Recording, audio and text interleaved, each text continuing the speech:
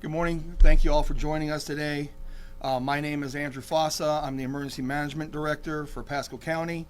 I would like to discuss the storm that's coming to us. This storm is going to be a catastrophic storm. We haven't seen a storm like this in a lifetime. The earliest one that we've seen was back in 1921, and none of us were around then. But I can't stress enough, the county can't stress enough, that if you're by the coastline and you live in an evacuation zone, you guys need to evacuate. There's no time. We're running out of time. If you're still in your house, please, by all means, evacuate. Go tens of miles, not hundreds of miles. Family and friends, try to find a hotel. But please do not stay in your houses. This storm is very complicated. We're not only dealing with the storm from Helene, but we're also dealing with that debris. And with that debris, when that surge comes in, it's going to complicate it for rescuers. So please evacuate. If you live in evacuation zones A, B, or C, or a mobile home or in a low-lying area, please leave now. Don't wait. It might be too late. Those areas are under a mandatory investigation. Evacuation, sorry. We also have hurricane warnings and storm surge warnings, and these conditions are just hours away. So please heed the warning and evacuate. With that being said, I'm going to go ahead and turn it over to our county administrator. Good morning, Mike Carbala, County Administrator. As Andy had mentioned, we have not even recovered yet from the surge that Hurricane Helene brought to our coast, and Milton is actually expected to be much, much worse. So just remember, as Andy said, you need to run from the water and hide from the wind, and that means leaving your home. So again, we will reiterate this. If you live in evacuation zone A, B, or C, you need to leave. The time to leave is now. If you're in a mobile home, you also need to leave. It's never, ever safe to ride out a hurricane in a mobile home, no matter where it is. We've seen the wind field of this storm coming forward. Even if it is not a direct hit to Pasco County, we will experience hurricane-force sustained winds as well as gusts. If you don't know your evacuation zone, I encourage you to go visit mypasco.net and click on Know Your Zone. Enter your address, and it'll come up with which zone that you're in. At this, I'd like to ask our chairman of the board, Ronald Oakley, here to say a few things. My name is Ron Oakley. I'm the chairman of the Board of County Commission. The fact of it is there's thousands of people out here working to keep you safe and informed about this storm. The board supports our leadership and our staff and all that they're doing. The fact of it is we have shelters open and they're all fully staffed, ready to go. We also have a list of those shelters on our website. If you'll go there, you can find a shelter that is near you. But please don't wait to move and evacuate. It's very important. Your safety is first in our minds. So the fact of it is we also are giving free rides to people this time, as long as we can, up to the time of the storm. And when it gets too bad, we'll have to stop that. But move now. Don't wait till tomorrow. Move now and move out of harm's way. This time I'll turn it over to the Sheriff of Pasco County. Speak for the Okay. guys, yeah. Yeah, I just want to say a couple of things on behalf of our fire rescue team. They're actually out there right now, with bullhorns, trying to, again, reach the maximum population that we can. And, again, in the next few hours, the weather is going to get significantly worse. We are expecting conditions to deteriorate.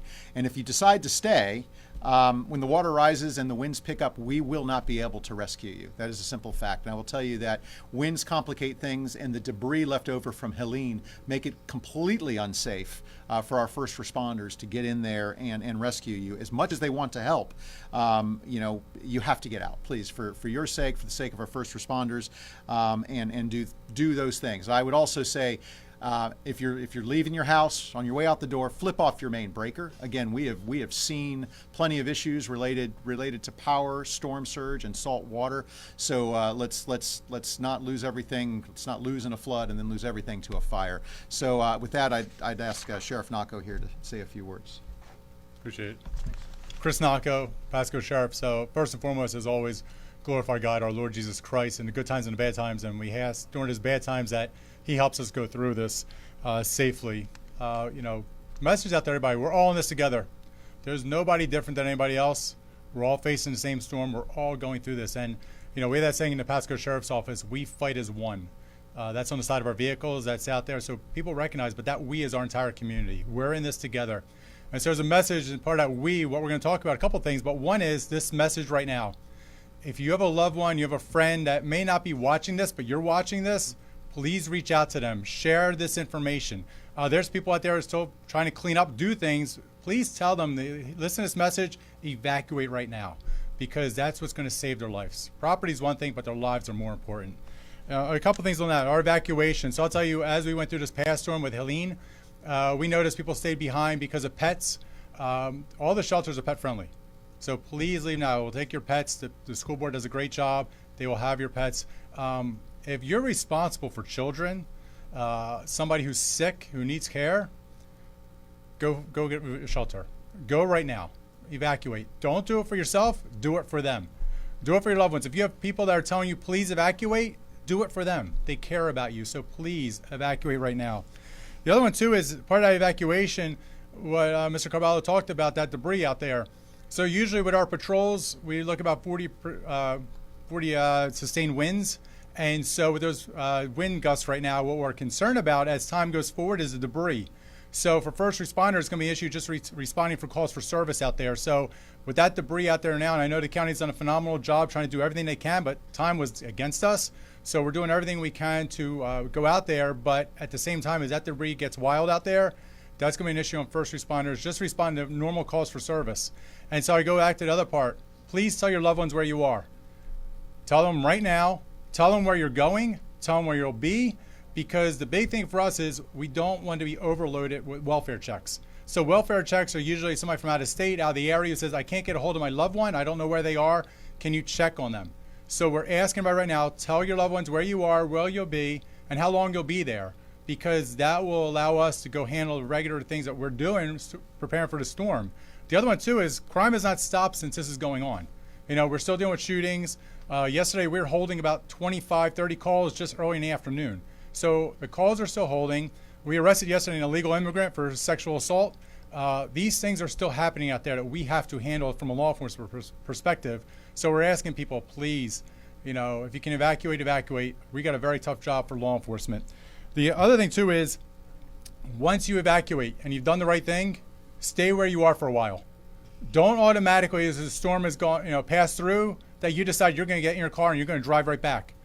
All you're going to do is hinder those that are trying to make the community and improve the community at that moment.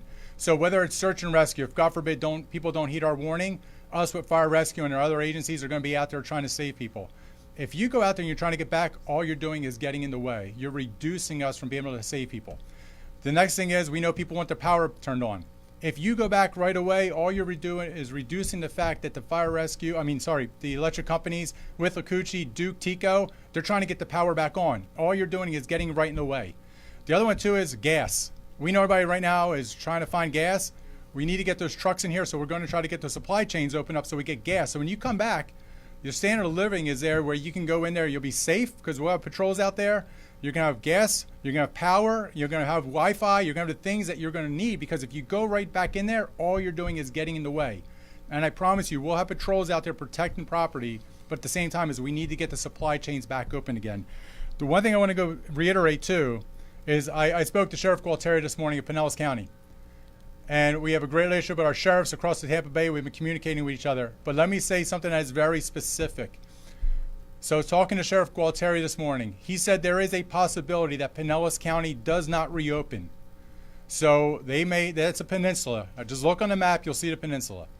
If the bridges, they close the bridges down, they close down the northern border. That northern border for us is Holiday and Trinity area. So all that's going to do is cause major congestion, people sitting there for hours. So again, this is from Sheriff Gualtieri. I told him we're going to reiterate this message. He wanted me to. So this is why it's important to watch the news, to watch go on social media, whether it's the Pasco County EOC, Pinellas EOC, whatever EOC, get the information before you decide to get in your car and leave. because all you're going to do is cause congestion. All you're going to do is sit in a parking lot, and you're going to be very frustrated there. So please listen, heed the warnings, get your information, because I'll tell you, go back to the very start. We're all in this together. It's in God's hands. He will protect us. At the same time, He gave us wisdom to utilize it to the best of our ability. God bless you, and thank you very much. I'd like to reiterate something that the sheriff was saying. The traffic already, 19, the Suncoast Parkway, 75, they're literally becoming parking lots. People are heeding the warning to a certain point, but we get flow from Pinellas and Hillsborough County northward into Pasco County. So if you're going to evacuate, you need to do it now. Traffic's almost at a standstill in some areas, and those folks, God forbid, are not going to have a place to shelter. We got to remember, we haven't seen a storm like this in 100 years. We might not be in the eye of it, but we are definitely going to get the winds, the rain, the surge. We are going to get damage. I hate to say it like this, Pasco County is going to get a black eye from this one. So we need our citizens to be proactive, heed the warning. If you live in zone A, B, or C, it is a mandatory evacuation. Please leave now. The citizens that rode out Helene that are still refusing to leave, I ask you, please leave. This is not a game. This is going to be your life. Also, follow us on our social media platforms. We're constantly message. Get the Alert Pasco app. That's a great app to have. That's constantly updated. We use Everbridge. We hear people saying, why you keep blowing us up with the messages? We're trying to save your lives. Get out when you can. And if you have any questions, you can call our customer service at 727-847-2411. And with that being said, we'll entertain any questions that you might have. Since you just mentioned it, on the evacuations, all the traffic and stuff, I know a lot of people obviously are worried about gas, they're worried about traffic getting out of there. If somebody's sitting there wondering if they made the right decision to leave, what's your message to them? If they've already left, stay where you're at. Do not return. Let the storm pass, as the sheriff said. Let him get patrols in place. Let some of the debris, because we're going to have debris all over the county and the roads. Stay put and pay attention to the social media that's going out from the county. And if people can still leave and they see that traffic, should that deter them from leaving? No, I think you should still pull the trigger and leave. I think there still is time. I will tell you by tomorrow evening, we're going to start seeing some of these bands come through, and we're really going to start seeing the winds. So now, if you're getting that stuck in that place and you got a shelter in place, like the sheriff said, phone a friend, phone your family, let them know where you're at. That way, at least we have a way to identify and know where people are still in places. And let me add something to that. Sure. Mike Carballa again. I would say too that if traffic is deterring you, remember we have shelters all over the county, including I believe 2 that are right here near the coast, River Ridge High School and 5A. and 5A High School. Those shelters are very, very close. So if you're in an evacuation zone, it's right around the corner. Yeah, maybe it'll take you 30 minutes in what would normally be a 10-minute drive, but don't let that traffic deter you. Get out. We've got safety. Mike, I just left US 19 and the coast, and there is no traffic backup on 19. Good. So It is moving just fine. good. So currently things are flowing out there, which is great on US 19. Fantastic. We have some people on social media asking about rides. Can we please reiterate the free rides to the shelters?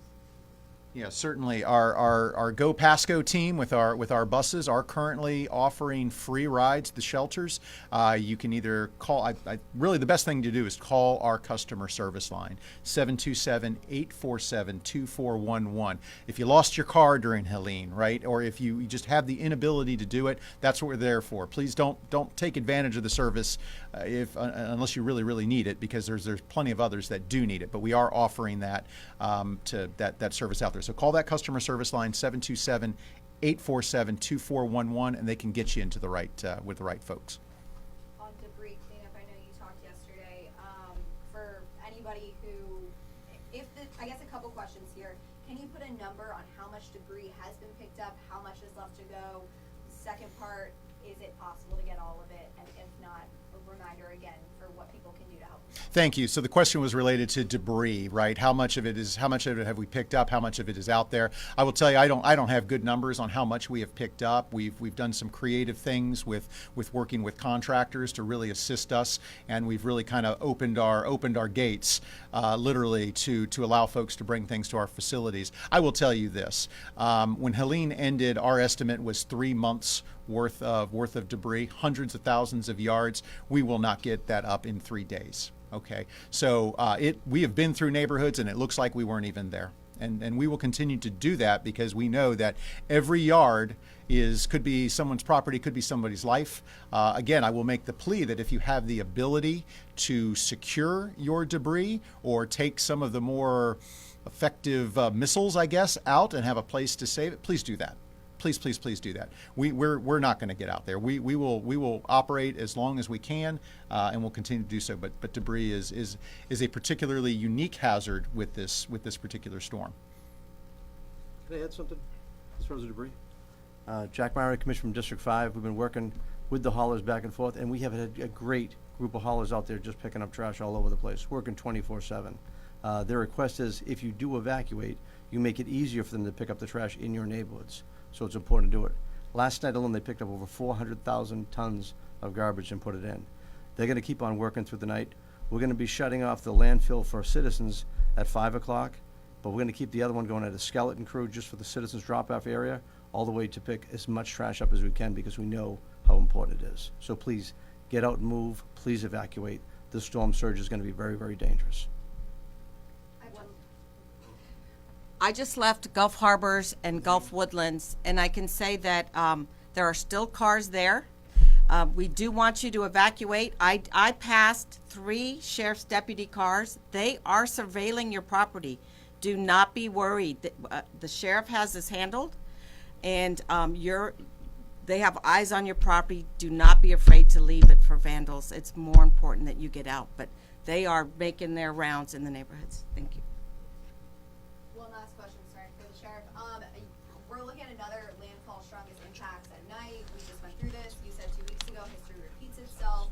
You guys were doing some very serious rescues. Can you just kind of speak on all of that one more time? Yeah, so, the question is about history repeating itself, which we hope it didn't repeat itself this quickly and did this severely.